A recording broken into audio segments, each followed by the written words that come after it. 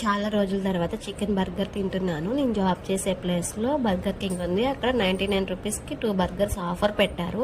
ఎప్పటి నుంచో చూస్తున్నాను కానీ అంత బాగోదులే అనుకున్నా. ఎందుకంటే 99 రూపీస్కి అంత టేస్టీగా ఏమి ఇవ్వలే అనుకున్నాను. కానీ ఈరోజు ఇంకా ఆగలేకపోయా. సరే చూద్దాము, టేస్ట్ చేసి చూద్దాము, బాగుంటే ఓకే, లేదు అనుకుంటే ఇంకా నెక్స్ట్ టైం మనం తినకూడదులే అని ఫిక్స్ అయ్యాను. అయితే ఇంకా ఇలాగో వెళ్ళి 2 బర్గర్స్ అయితే తెచ్చుకున్నాను. అంటే 99 రూపీస్కి 2 బర్గర్స్. రెండు చికెనా కాదా అని చెప్పి టేస్ట్ చేస్తున్నాను ఇక్కడ. ఒకటి మా హస్బెండ్కి, ఒకటి నాకు అనమాట.